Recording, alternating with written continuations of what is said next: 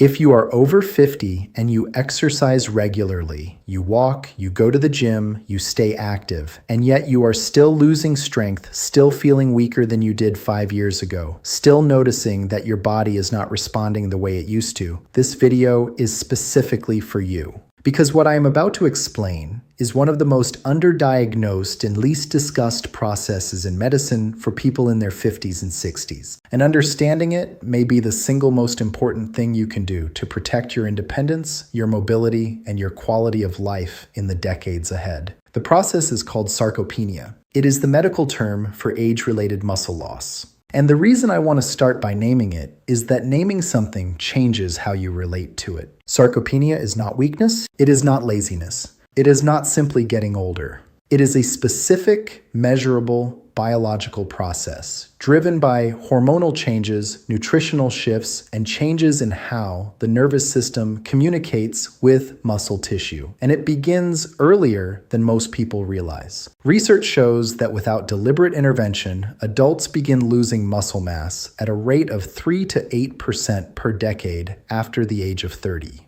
After 60, that rate accelerates. And here is the part that explains why so many of my active patients are confused and frustrated. Moderate aerobic exercise alone, the kind most people do, does not stop it. Let me explain why. When you walk, cycle, swim, or do gentle cardio, you are training your cardiovascular system. You are improving your heart efficiency, your lung capacity, and your blood sugar management. These are all genuinely important. But you are not providing the specific stimulus that muscle tissue needs to resist atrophy. Muscle maintenance and growth require what we call a mechanical overload signal, a resistance stimulus that tells the muscle fibers that they are needed, that they must maintain themselves, and that the body cannot afford to shed them. Without that signal, the body, which is always looking to reduce its energy expenditure, treats muscle tissue as metabolically expensive and expendable. It breaks it down. It does not matter how fit you are cardiovascularly. If you are not providing a resistance stimulus, you are losing muscle. Quietly, gradually, and with real consequences. Those consequences are worth understanding clearly.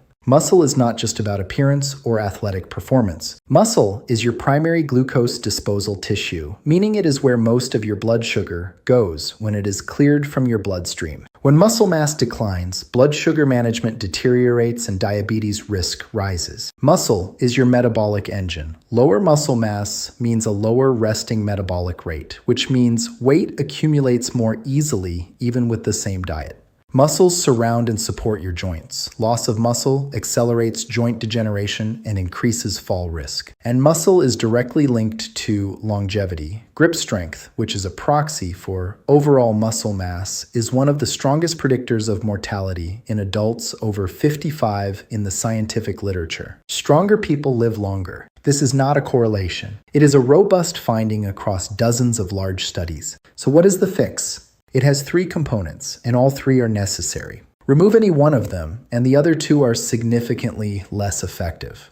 The first component is resistance training at least twice per week. I want to be specific because I know this phrase triggers resistance in some people. No pun intended. You do not need a gym. You do not need weights. You do not need to train like an athlete. What you need is a stimulus that makes your muscles work against a load greater than they experience in daily life.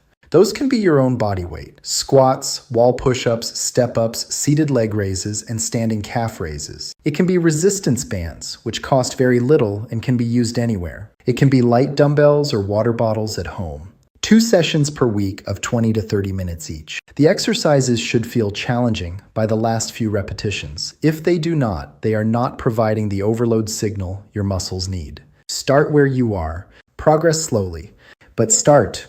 The second component is protein, specifically more of it than you are currently eating, distributed differently than you probably currently eat it. After 50, as I mentioned, your muscles develop what we call anabolic resistance. They require a larger protein stimulus to trigger the same muscle-building response that a smaller amount would have produced at 35.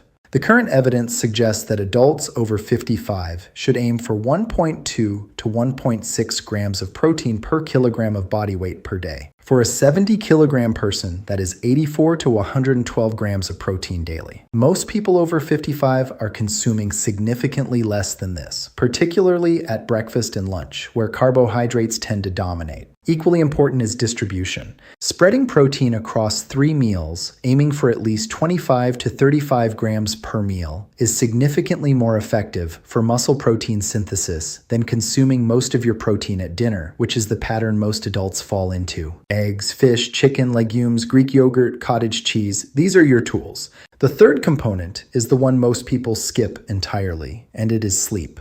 Muscle repair and synthesis happen during sleep, not during exercise. During the night, particularly in the deep, slow-wave sleep stages, your body releases growth hormone and carries out the cellular repair that turns the resistance stimulus from your workout into actual muscle maintenance. Chronic sleep below 7 hours, which is extremely common in adults over 55, directly impairs this process. You can train twice a week and eat adequate protein and still lose muscle faster than you should if your sleep is consistently poor. If you are doing everything else right and still not seeing improvement in strength and function, sleep is the first place I would look. Let me give you the practical starting point for this week, specifically, not next month.